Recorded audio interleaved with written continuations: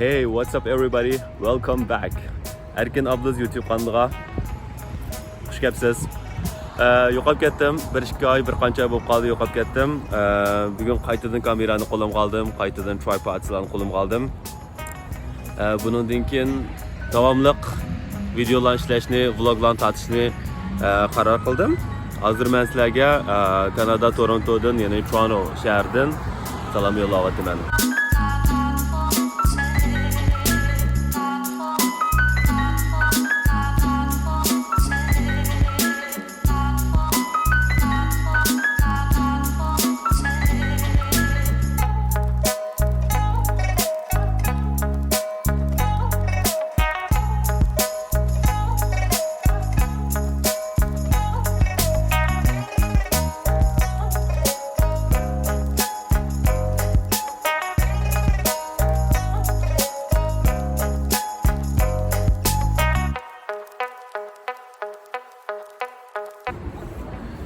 Agar Yevropadan, Turkiyadan yoki boshqa qit'alardan kelgan bo'lsangiz, men Amerika qit'asiga kelgandan keyin tunji bo'lib qildirishingiz balki qo'lingizga tushamaysiz, xomush telefoningiz, kompyuterlaringiz qashlaydigan to'qashlarning mishaga mos keladiganini setilishgan, ya'ni multi-use chargerdan birini setilish. Shunga oldi bilan multi-use charger istab ketbarman.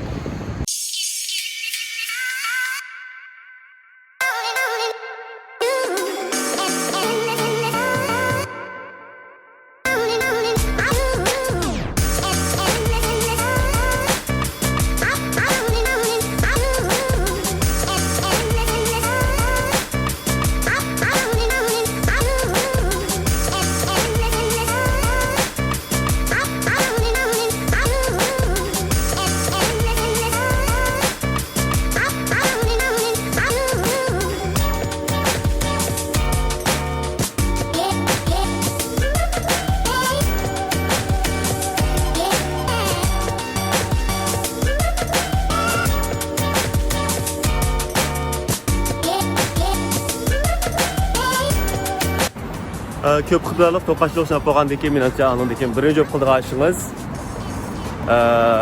banki savat yechish.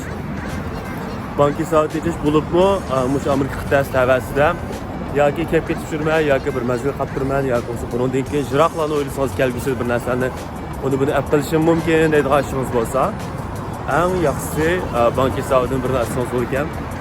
Bo'libmi kredit, ya'ni kredit kartalar bo'libmi Yevropadan kelganlar çünkü Avrupa'da asosiyatan debit kart.